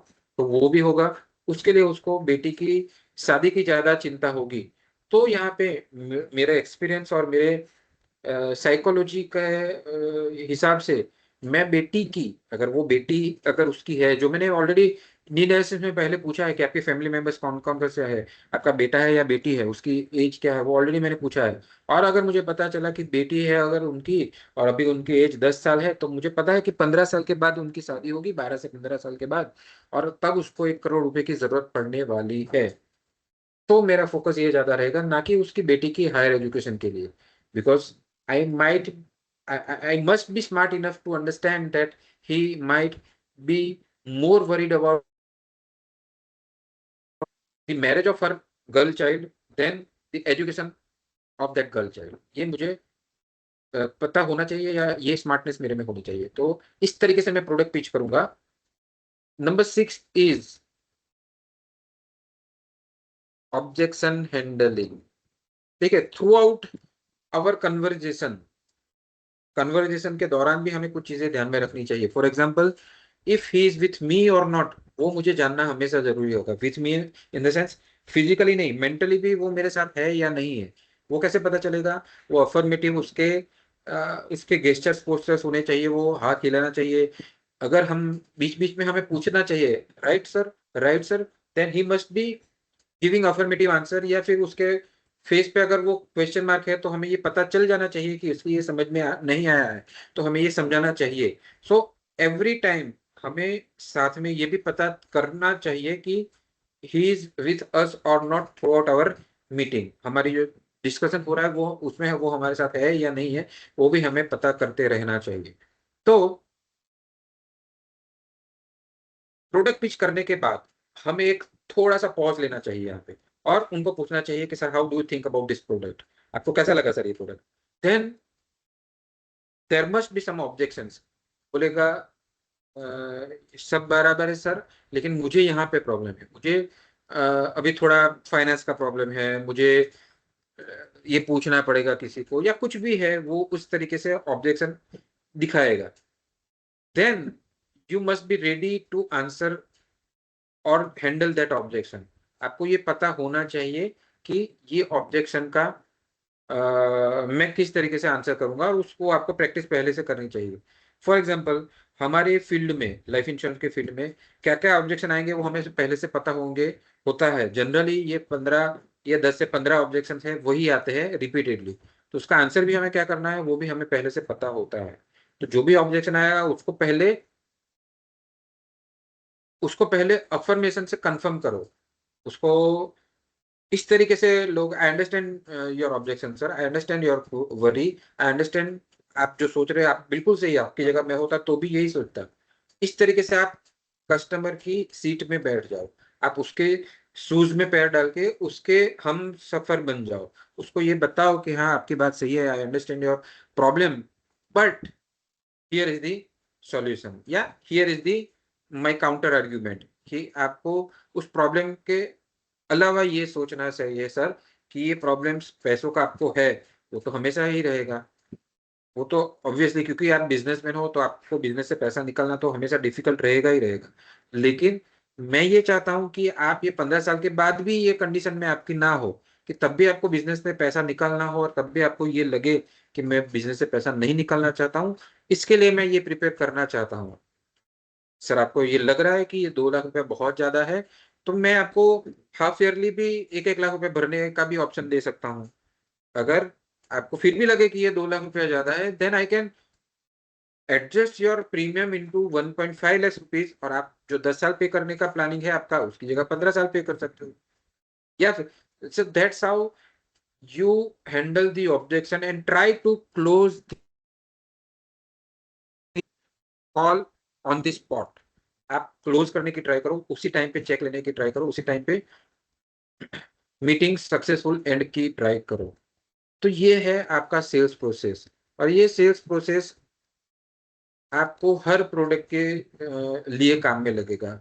फॉर एग्जांपल, अगर आप एक इंजीनियरिंग के प्रोडक्ट सेल कर रहे हो, आप बड़ी बड़ी कंपनीज में जा रहे हो, उसके मैनेजर से मिल रहे हो, वहां पे भी आपको ग्रीट करना पड़ेगा, इंट्रोडक्शन करना पड़ेगा। अगर आप पहली बार मिले हो तो सेकंड मीटिंग अगर आपकी होगी ऑब्वियसली तो इंट्रोडक्शन की इतनी ज्यादा महत्व नहीं रह जाएगा, बट फर्स्ट मीटिंग अगर आपकी होगी तो इंट्रोडक्शन आपको बहुत अच्छी तरीके से देना पड़ेगा, ताकि वो आने वाले 15-20 मिनट, आधा घंटा जो मीटिंग चलने वाली है उसमें आपको वो सीरियसली सुने।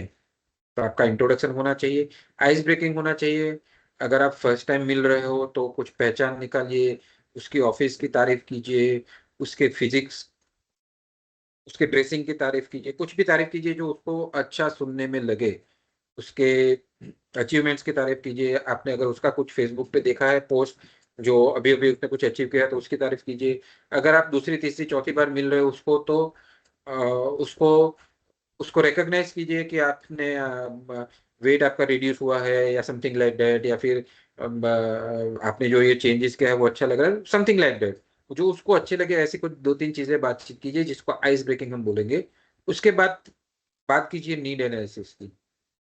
नीड एनालिसिस में जानने की ट्राई कीजिए कि उसका पिन पॉइंट क्या है। सपोज आप एक कुछ इंजीनियरिंग प्रोडक्ट बेच रहे हैं, तब बात बात में ये जानने की ट्राई कीजिए कि उसके प्रोडक्शन में क्या प्रॉब्लम आ रही है, कि जो डिजायर रिजल्ट उनको नहीं मिल रहा है, आउटपुट नहीं मिल रहा है, या फिर ऐसे क्या चीज है जहाँ पे उसको आप हेल्प करके उसकी प्रोसेस को सॉल्व कर पाओ, इजी कर पाओ, कुछ चीजें सस्ती दे पाओ। ऐसा कुछ भी आप ट्राई कीजिए कि वो कौन सी प्रॉब्लम में अभी फिलहाल है, उसकी प्रॉब्लम सॉल्व करने की ट्राई कीजिए। और प्रॉब्लम सॉल्व करने से पहले आपको उसकी प्रॉब्लम जाननी पड़ेगी। उसकी प्रॉब्लम जानने के लिए शायद आपको ऐसी भी कुछ प्रॉब्लम जाननी पड़ेगी जो जो जो उसको उसको भी खुद को पता नहीं है। फॉर एग्जाम्पल, कभी ऐसा भी हो सकता है कि उसको आइडिया ही नहीं है कि which kind of problem he is facing, जिसकी वजह से उसका रिजल्ट अच्छा नहीं आ रहा है, and you throw the light और यू मेक देम रियलाइज कि this is the actual problem, जिसकी वजह से, या फिर आपको लग रहा हो कि सब कुछ सही है लेकिन आप ये थोड़ा सा चेंज करोगे, आप मेरी ये प्रोडक्ट लोगे तो आपका इतना फायदा हो जाएगा, then he might come to a decision. तो ऐसा भी हो सकता है। तो नीड एनालिसिस ट्राई करो। नीड एनालिसिस में आप क्वेश्चंस ज्यादा पूछो। Need analysis is all about questioning. आपको गब्बर बनना पड़ेगा, गब्बर सिंह बनना पड़ेगा। तो नीड एनालिसिस कीजिए, देन आप प्रोडक्ट पिच कीजिए कि आपके जो प्रॉब्लम मैंने अभी आपको आइडेंटिफाई कराया या आपने खुद बोला कि ये मेरा प्रॉब्लम है, उसको कैटर करने के लिए मेरे पास कुछ प्रोडक्ट है जो आप लोगे तो आपको बहुत ज्यादा फायदा हो सकता है। तो वो प्रोडक्ट पिच करने के बाद वो ऑफ कोर्स उसके कुछ ऑब्जेक्शन होंगे, प्राइस ज्यादा है, डिमांड कम है, ये है वो है, इससे ये हो सकता है कि आपका जो कॉम्पिटिटर है उसके साथ इसका अच्छा रिलेशन है, वो भी एक ऑब्जेक्शन के तौर पे आपको जज करना पड़ेगा कि ये भी कुछ ऑब्जेक्शन हो सकता है। Then try to make them in your court, आपके फेवर में लाने की ट्राई कीजिए। कुछ भी कर सकते हैं, जो आपका बिजनेस होगा उसकी टेक्टिक्स आपको ज्यादा पता होगी, तो वो ऑब्जेक्शन हैंडल करने की ट्राई कीजिए। और लास्ट में क्लोज करने की ट्राई कीजिए कि क्लोज हो जाए, मीटिंग क्लोज हो जाए और आपके फेवर में ये डिसीजन आए कि सेल आपको मिले। So this is how this seven steps seven steps process works. बहुत ही कमाल का ये प्रोसेस है, और जितना ये हो सकता है कि 10 मिनट में भी खत्म हो जाए, साथों साथ हो सकता है कि 1 मिनट में भी खत्म हो जाए, लेकिन जितना नीट एंड क्लीन आप ये 7 स्टेप्स उसमें जोड़ोगे तो आपका सेल अच्छा रहेगा। I hope I have been able to give some value to through this sales process. और ये सेल्स प्रोसेस मेरा बहुत ही फेवरेट पॉइंट है जो मैं लोगों को सिखाता हूँ। राइट। सो ये 5 स्टेप सेल्स प्रोसेस को मैंने अभी चेंज किया है, सो दैट आई आपको मैंने 7 स्टेप्स सेल्स प्रोसेस मैंने आपको समझाया, जो मैंने अभी अभी उसको चेंज किया है। Okay, now coming back to the old PPT once again. So prospecting and networking skills, ये होगा सेल्स प्रोसेस की अब तक बात। अब साथ में आपको जो एक स्किल और डेवलप करनी पड़ेगी वो है प्रोस्पेक्टिंग एंड नेटवर्किंग की स्किल।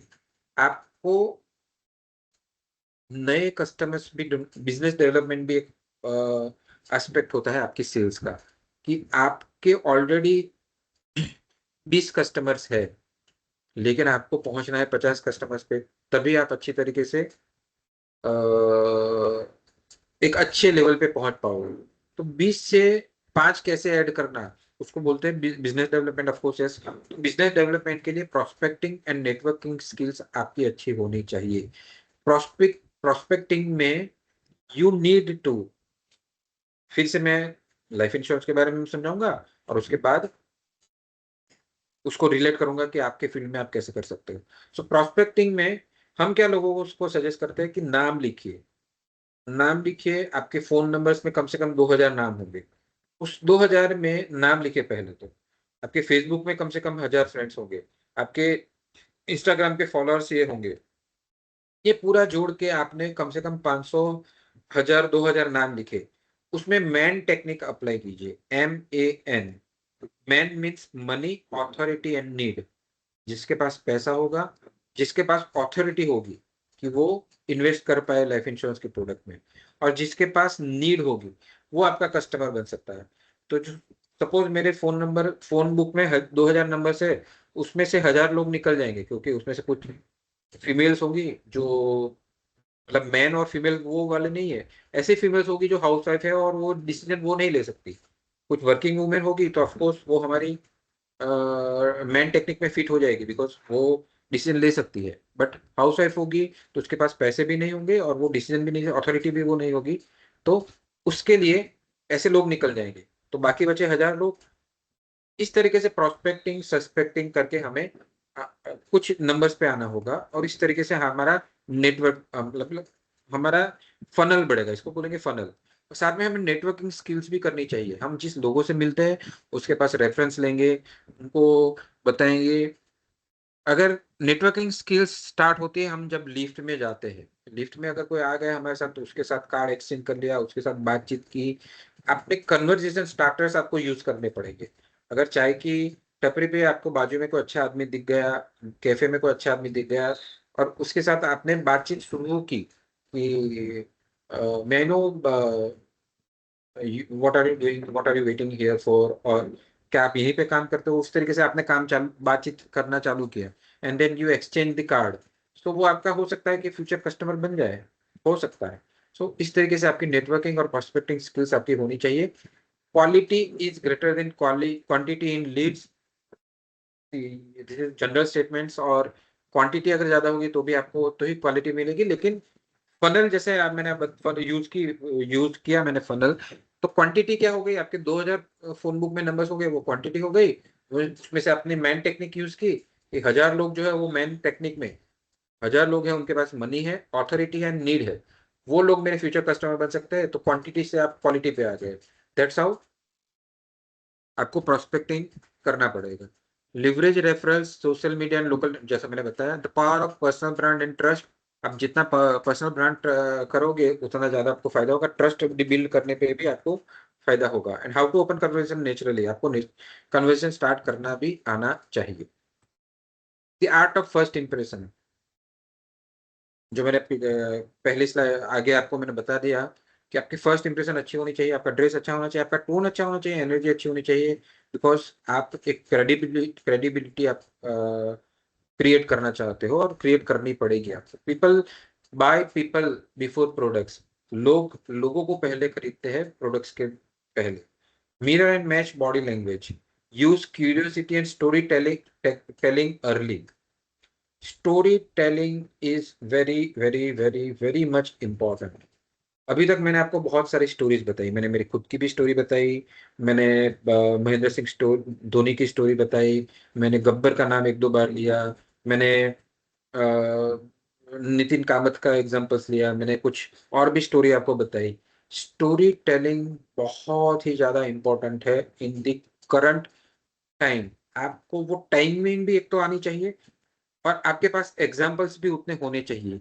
वो एग्जाम्पल्स के लिए आपको पॉडकास्ट आपको देखने पड़ेंगे, बुक्स आपको पढ़नी पड़ेगी, आपको आर्टिकल्स पढ़ने पड़ेंगे, आपको नॉलेज अच्छा होना चाहिए। Then you will have to have the ability of story telling. आपको एग्जाम्पल्स के थ्रू आपका मैसेज कन्वे करने की आपके पास स्किल होनी चाहिए। आप जो थियोरेटिकली चीजें बोलेंगे उससे कई गुना ज्यादा आपको इम्पैक्ट मिलेगी अगर आप स्टोरी टेलिंग के थ्रू आपका मैसेज आप पहुंचा रहे हो तो। सो क्यूरियोसिटी और स्टोरी टेलिंग के थ्रू भी आप बहुत अच्छी तरीके से सेल कर सकते हो। तो स्टोरी टेलिंग की आर्ट आपको डेवलप करनी पड़ेगी। स्टोरी टेलिंग बहुत ही ज्यादा इंपॉर्टेंट है। Story telling is nothing but using examples and stories, examples and stories and कुछ भी ऐसी चीजें आपको यूज करना आना चाहिए, सही समय पे, सही टाइम पे, सही तरीके से यूज करना आना चाहिए। That's all about story telling. Story telling बहुत ही ज्यादा इंपॉर्टेंट है। The power of story telling, जैसे मैंने आपको बताया, फैक्ट्स टेल, स्टोरीज सेल। आपके फैक्ट्स जो है वो आप केवल आप कह पाओगे, स्टोरीज जो है वो आप सेल कर पाओगे। यहाँ पे मैं आपको फेब टेक्निक, जो मैंने पहली स्लाइड में आपको जिक्र किया था, वो मैं समझाना चाहता हूँ, और उसके थ्रू मैं आपको समझाना चाहूंगा कि स्टोरी टेलिंग कितना ज्यादा इंपॉर्टेंट है। फेब का मतलब है features, advantage and benefits, FAB। आप जो भी प्रोडक्ट सेल कर रहे हो या सर्विसेज सेल कर रहे हो, उस प्रोडक्ट या फिर उस सर्विसेज के हर एक फीचर्स आपको पता होने चाहिए। नंबर 1 फीचर्स का ये मतलब है। नंबर 2, उस फीचर्स से जो भी एडवांटेज मिलते हैं वो आपको अच्छी तरीके से आना चाहिए, नॉलेज उसका होना चाहिए आपके पास। ठीक है। So features and advantage and benefits. Benefits का मतलब है कि मेरे सामने जो व्यक्ति बैठा है उसको उस एडवांटेज और उस एडवांटेज से कैसे बेनिफिट मिलेगा। एडवांटेज एंड बेनिफिट तो दो अलग अलग शब्द है। एडवांटेज और बेनिफिट, सामने वाले को क्या बेनिफिट मिलेगा वो आप बेनिफिट्स में कन्वर्ट कर सकते हो। एक एग्जांपल के तौर पे मैं समझाता हूँ। सपोज मैं एक मोबाइल फोन सेल करता हूँ, एक मोबाइल फोन की कंपनी में मैं काम करता हूँ। अगर कोई उस मोबाइल फोन के डिफरेंट फीचर्स है, मोबाइल फोन के फीचर्स हम सबको पता होता है, रैम होता है, रोम होता है, डिस्प्ले की क्वालिटी होती है, प्रोसेसर होता है, कैमरा की ये होती है फलाना टीम का, ये सब होता है, राइट। सपोज कोई टीनेजर आया फोन लेने के लिए, तो मैं उस प्रोडक्ट के उस फीचर पे ज्यादा एम्फेसिस करूंगा जिससे उसको फायदा होने वाला है। फॉर एग्जांपल, उसकी मेमोरी, अगर उसकी मेमोरी अच्छी है तो मैं उस टीनेजर को बोल सकता हूँ कि इसकी मेमोरी अच्छी है, आप इसमें अच्छे ज्यादा गाने ज्यादा मूवी स्टोर करके आप जब भी ट्रिप पे जाओ तब आप उसको यूज कर सकते हो। और मैं उसको ज्यादा मेमोरी वाला फोन एज ए सॉल्यूशन में बताऊंगा। But at the same time कोई बुजुर्ग आदमी आता है, 70 ईयर्स ओल्ड, 60 ईयर्स ओल्ड, तो मैं उसको मेमोरी का फीचर सेल नहीं करूंगा। मैं उसको सेल करूंगा कि इसकी डिस्प्ले क्वालिटी अच्छी है ताकि आपकी आंखें जो भी कमजोर हो गई है उसको फायदा मिलेगा। आपको अच्छी डिस्प्ले है तो आपको आपकी आंखें खराब नहीं होगी, आपको इजी रहेगा आपको फोन को यूज करने में। तो डिफरेंट कस्टमर, एक ही फोन है, उसके ही ये अलग अलग फीचर्स है, उसमें से एडवांटेज सबको मिलते हैं, लेकिन बेनिफिट शायद हो सकता है कि किसी फीचर का ज्यादा मिले किसी कस्टमर को। तो कौन सा फीचर्स मुझे पिक करना है, उस फीचर को एडवांटेज क्या है वो मुझे पता होना चाहिए, उसको बेनिफिट में कैसे कन्वर्ट करना है वो आर्ट मेरे में होनी चाहिए। तो स्टोरी टेलिंग भी ऐसी एक आर्ट है। उस स्टोरी टेलिंग को आप कन्वे करने के लिए आपके पास ये आर्ट होनी चाहिए कि आप स्टोरी टेलिंग के थ्रू आप कर सको। Stories evoke emotions and trust. आप स्टोरीज सेल करोगे तो वो कोरिलेट कर पाएगा, वो कोरिलेट कर पाएगा कि हाँ ये अगर बात सही है तो ये मेरे साथ भी हो सकता है और उसको मुझे भी ये फायदा होगा। फॉर एग्जाम्पल, जब भी हम जाते हैं तब हमारे जो प्रीवियस कस्टमर्स होते हैं जिसको हमने बेनिफिट कराया है उसका एग्जाम्पल देते हैं। अनफॉर्चुनेटली हमें ऐसे एग्जाम्पल्स भी देना पड़ता है कि जहाँ पे कोई आदमी नहीं रहता है और उसके घर पे हमने 1 करोड़ 50 लाख रुपए का चेक दिया हुआ है, और तब जाके वो कोरिलेट कर पाता है कि हाँ अगर मेरे साथ भी ऐसा कुछ हुआ तो मेरी फैमिली को भी ये यूज हो सकता है। या फिर मैं कोई ऐसा एग्जाम्पल दे सकता हूँ कि जहाँ पे मैंने किसी आदमी का अच्छा फंड ग्रो करके दिया through my equity link plan, तो मैं उसका स्टेटमेंट भी मेरे साथ रख सकता हूँ, उसको दिखा सकता हूँ, of course with permission of my previous client, या फिर उसका नाम हाइड करके मैं उसको दिखा सकता हूँ एज माय एक्सपर्टीज। ये भी एक तरह की स्टोरी है। पास्ट परफॉर्मेंसेस या पास्ट एक्सपीरियंसेस को भी एक स्टोरीज की तरह मैं डिस्प्ले कर सकता हूँ, उसको समझा सकता हूँ। Share real life success and protection series stories, जैसा मैंने अभी तक बताया। Keep it short, emotional and impactful. आपको यहाँ पे थोड़ा स्मार्ट इस तरीके से बनना पड़ेगा कि उनको ये पता नहीं चलना चाहिए कि ये स्टोरीज के थ्रू मैं उनको इम्पोज करना चाहता हूँ मेरी प्रोडक्ट को। उनको ये रियलाइज ये नहीं होना चाहिए कि मैं कुछ इम्पोज कर रहा हूँ या कुछ मैं फिट इन द ब्रिक्स, या मैं कुछ फिट करने की ट्राई कर रहा हूँ। आपको नेचुरली ये आना चाहिए, शॉर्ट और इमोशनल में आपको टच करके निकल जाना चाहिए। उसके पास एक क्वेश्चन मार्क को भी छोड़ के जाना चाहिए। आप आपको बहुत ही स्मार्टली इसको कैटर करना पड़ेगा। Handling objections confidently. ऑब्जेक्शंस जैसे मैंने बताया आपको प्रैक्टिस होगी कि ये ऑब्जेक्शन आ सकता है तो आपको पहले से प्रिपेयर रहना पड़ेगा। और ऑब्जेक्शंस का मतलब ये नहीं है कि उसको नहीं लेना है इसके लिए वो बोल रहा है, ये बाइंग सिग्नल्स है। तो आपको ये ध्यान में रखना पड़ेगा। Listen fully before replying. Patience of listening बहुत ही ज्यादा इंपॉर्टेंट है। कई बार कई सेल्स पर्सन ये गलती कर देते हैं कि वो ईगो ईगो पे नहीं लेते हैं, लेकिन सामने वाले को का ईगो के साथ खेलते हैं। फॉर एग्जाम्पल, कोई आदमी बोलना चाहता है तो उसको बीच में कट कर दिया, या उसके ऊपर फोर्सफुली हमने जैसे यू नो एडवोकेट की तरह उसको ऑब्जेक्शन हमने चालू कर दिया कि तुमने ऑब्जेक्शन है, तो अपने आप को समझता है क्या है, ऐसी फीलिंग उसके सामने आ गई। उस तरीके से हैंडल किया, वैसा बिल्कुल भी नहीं करना चाहिए। पहले तो हमें पूरा सुनना पड़ेगा। हमें अगर बीच में से पता चल भी जाए कि ये गलत डायरेक्शन में जा रहा है या ये प्रॉब्लम का सॉल्यूशन तो मुझे पता ही है, फिर भी उसको सुनना चाहिए।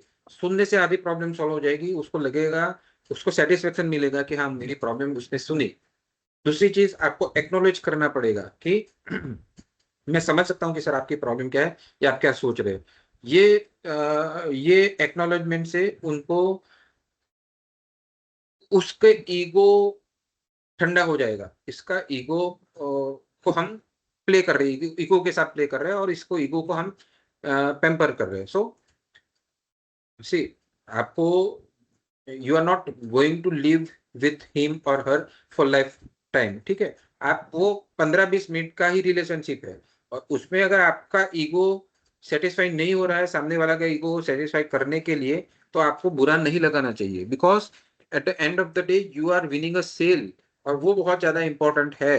And after 15-30 minutes you are not going to be in touch with him more than a after sales service or something like that. So there is nothing to feel ego in this conversation. तो आपको बहुत अच्छी तरीके से सुनना चाहिए, acknowledge करके आपको उनके ऑब्जेक्शन को हैंडल करना चाहिए। Use feel felt found method. अभी तक हमने देखा कि पहले फील करो, हाँ मैं समझ गया सर, वो फेल्ट हो गया और उसका सॉल्यूशन मेरे पास है, that is found, I have found your solution. Feel found and feel felt and found method आपको यूज करनी पड़ेगी। लास्ट में क्लोजिंग दी सेल प्रोफेशनली, क्लोजिंग बहुत ही ज्यादा जरूरी है। फॉर एग्जांपल लाइफ इंश्योरेंस में हम क्या करते हैं कि सर कोई बात नहीं, आपके पास पैसों का अभी आपको लग रहा है कि आपके पास नेक्स्ट वीक में पेमेंट आने वाला है, तो आप मुझे काम कीजिए, आपका डॉक्यूमेंट्स मुझे दे दीजिए ताकि मैं आपका इनिशियल प्रोसेस चालू कर सकूं। तो आपने आधार कार्ड पैन कार्ड मांग लिया, तो उसका मतलब ये है कि mentally he has closed himself, कि उसको पता है कि मैंने ऑलरेडी डॉक्यूमेंट दे दिया है, तो मुझे कहीं ना कहीं चेक देना है। तो ट्राई कीजिए उसके पास डॉक्यूमेंट्स एटलीस्ट हैंडल ले लेने की, ट्राई कीजिए वो पोस्ट डेटेड चेक ले लेने की, कि भाई कोई बात नहीं सर, आपको नेक्स्ट मंथ में पेमेंट आने वाला है, मुझे नेक्स्ट मंथ की डेट का चेक दे दीजिए, मैं आपको ऑफ कोर्स पूछ के ही डालूंगा, चेक को डिपॉजिट करूंगा, but at the same time ये शायद हो सकता है कि प्रोडक्ट का मुझे अप्रूवल लेना पड़े, because this product is going to be closed by next month.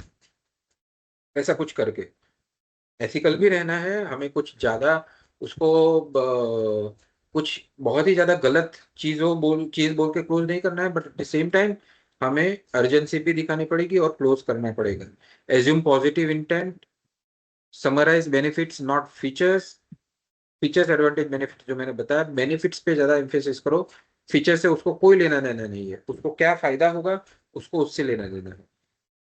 Give small yes steps, micro commitments. Yes steps मतलब अफर्मेटिव स्टेप्स उससे भी लो और आप भी देते रहो। आप अगर जो वो बोल रहा है तो सुनो, तो आप भी अपनी फेस को हिलाओ, आप भी अपनी मुंडी हिलाओ, उसको भी अफर्मेटिव दो, उसको भी आप इंपॉर्टेंस दो। ऐसा नहीं कि आप खाली बोलते ही रहो। बहुत बातचीत कर दी अभी तक यहाँ पे लाइफ इंश्योरेंस की भी मैंने।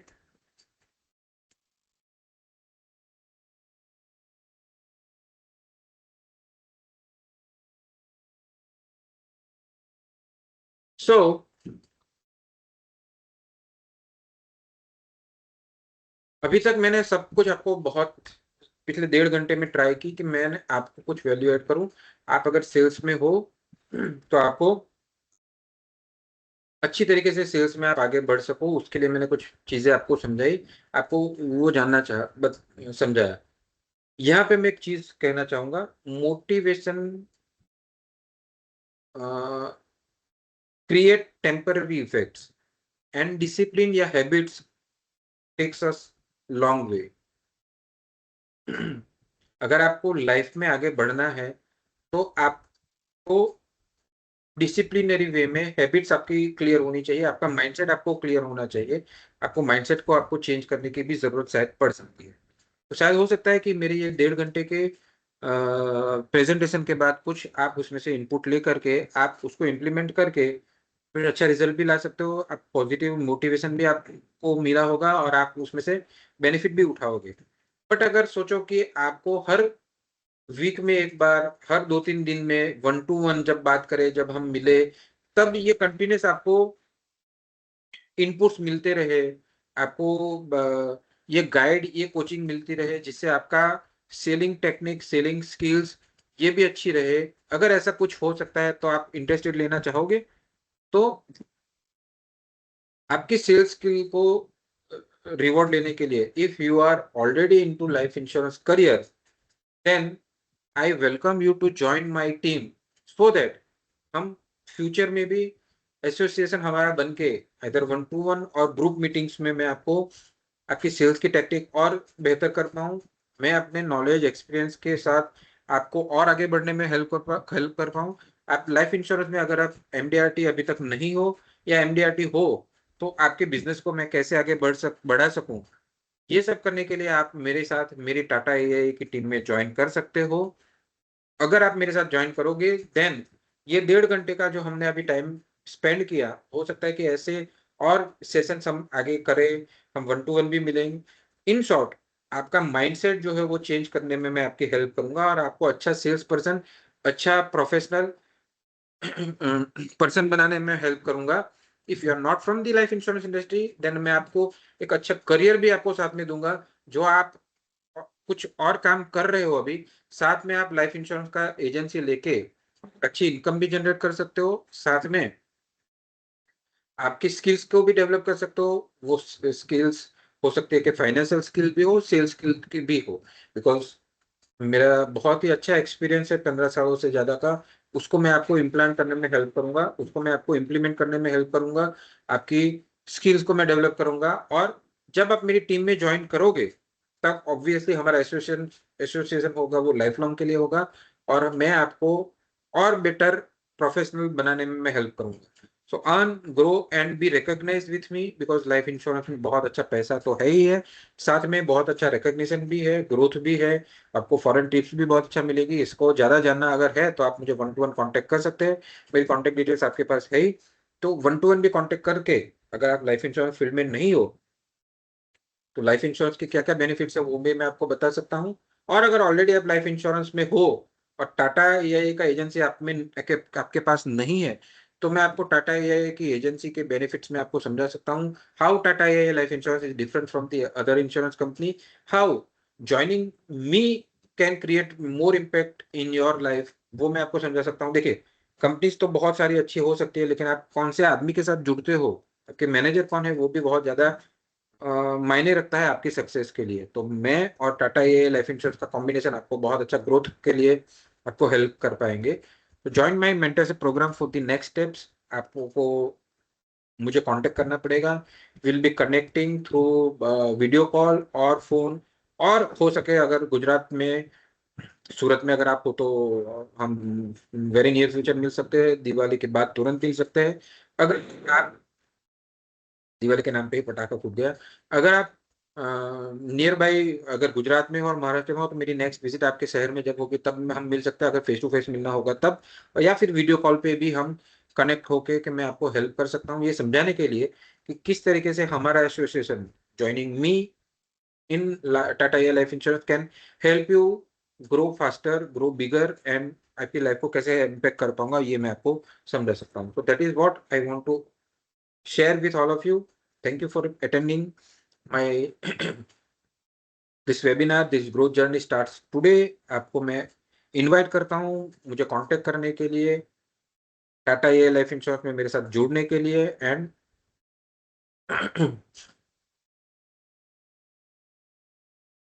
व्हाट्सएप पे मुझे कनेक्ट कीजिए and we will be connecting 1-to-1 और मैं आपको समझाऊंगा कि प्रोसेस इसका क्या है, किस तरीके से आपको इसमें आगे बढ़ना है, और सब कुछ मैं आपको समझा सकता हूँ। तो that's it for today. Thank you very much for being so patiently. In fact बहुत कम अटेंडेंस में हम है, लेकिन जितने भी लोग हैं, आई अप्रिशिएट कि you are here on the auspicious days starting today. Diwali की आज से शुरुआत है, फिर भी आप यहाँ पे मेरे साथ जुड़े हुए हैं, and I wish you very happy and prosperous Diwali and Gujarati अगर आप हो तो आने वाला साल भी आपके लिए मुबारकबाद हो, ऐसा मैं विश करता हूँ। एंड आपकी दिवाली सुखदायक हो, समृद्धि वाली हो, सेफ हो, हैप्पी हो, ये मैं दुआ करता हूँ। Thank you so much. Good night, take care, will connect 1-to-1। Thank you so much.